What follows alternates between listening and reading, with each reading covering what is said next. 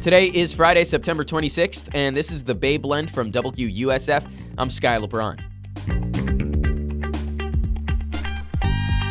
There's some fun stuff going on this weekend in the Tampa Bay area, like Glow pop-up pickleball, a young readers fair, and learning the science of the Cuban Sandwich. Malaika, Hollist, and I will talk about all that, but first, the news.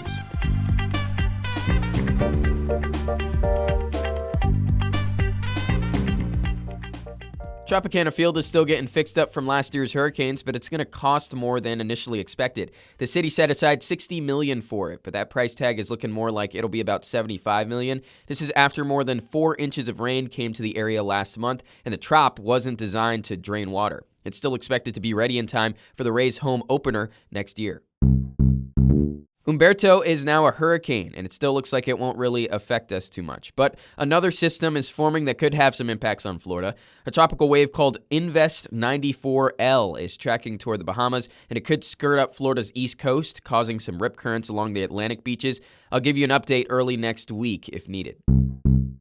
Florida's Republican Party has made about $125,000 selling alligator Alcatraz merch. That's shirts, hats, koozies, and more. The state's party chair, Evan Power, says it's just great marketing. Our base is fired up with the idea of holding illegals accountable and deportations and getting the immigration issue under control. And so it was just a fun name, fun vibe. We put up some ideas and they sold and went crazy. Our base really is fired up and loving it. But Florida Democrats feel very differently. Here's Dem Party Chair Nikki Fried. It's the cruelty of it all, and it's a shame that our society has gotten to a point that it is so divisive that the Republicans feel that they can put out this type of merchandise and then sell it, diabolical that they thought of it, and worse off the people are actually purchasing. It's not creating a civilized society. It's creating one that's built on divisiveness, cruelty, and chaos. The Florida Republican Party says they're using the money they make from the merch for voter registration and increasing voter turnout.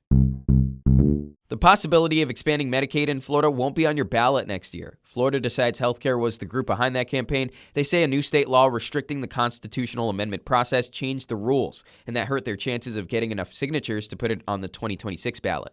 The group is challenging the law in federal court, but that case won't go to trial until January at the earliest. This state law change could also affect whether we see things like recreational marijuana on the ballot in the future. It's Friday, and with that, another Friday event roundup with Malaika Hollist of Arts Axis Florida. Malaika's going to tell us what's going on this weekend. What do we got first? So much, guys. Let's get ready to pickle. It's Glow pop-up pickleball tonight at the Sparkling Wharf, 6 to 10. It's free. Beginners to seasoned players are welcome. Just come have fun, watch, play some pickle, or just watch people and laugh at them and eat. The cool thing about great. Pickleball is anybody can play it. Yeah. But that means nobody gets mercy. Right. If I'm playing a grandma, that grandma's about to get worked. You would get worked if we played. You'd get worked. Honestly, I've only played once. I've played 4 times, but I'm pretty good, I think. I was really bad. So I'm I just kind of like talking. I'm athletic. I like to think. Don't ask other people about that. Okay, and next we have Oktoberfest at Crooked Thumb Brewery in Safety Harbor. It's tonight, 5 to 10, and Saturday, 12 to 10. So you have plenty of time to go. They're going to have lederhosen and drindles, so wear them if you got them. And, of course, there'll be tons of German-style beer. It's free admission, and Northern Sound Polka Band is opening. Yeah, and I got some sound of them. I found it. Let's give them a listen.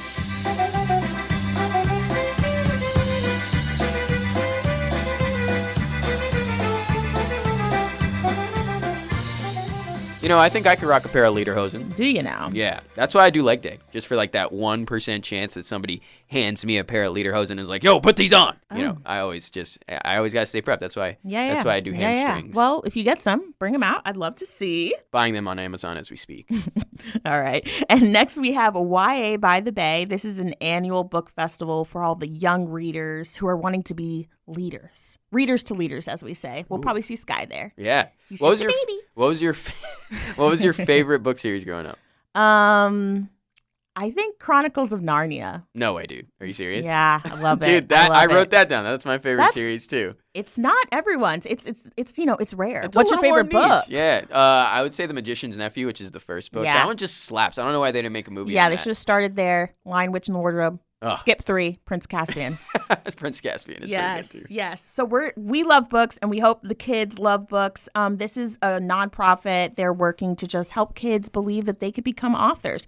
You can go to their website, yabythea.org, to learn more and head out. And last but not least, we have the science of the Cuban sandwich at Mosey this Saturday from 6 to 9 p.m. You can expect, of course, many Cuban sandwiches, and there'll be many local chefs making them. You can have sips in science. That's beers, wines, cocktails. There's going to be rum, flan, a competition, literally so much. I can't even tell you everything. Cigar rolling, it's like Tampa, all at Mosey, included with science. Well, it's cool to see the science of a Cuban sandwich. Everyone tastes good, but yeah. I want to appreciate each molecule individually. And flan, low-key, the best dessert.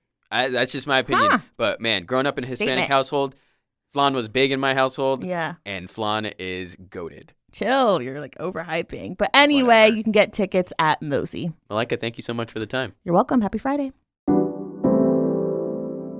The U.S. News & World Report just dropped its latest annual college rankings, so you could use it to talk smack to whoever went to your rival college. UF needs that right now because the football team sucks. Luckily for them, their college ranking is the highest in the state. They're listed at number 7 for public schools and 30th overall. FSU is not too far behind, 21st for public schools, 51st overall.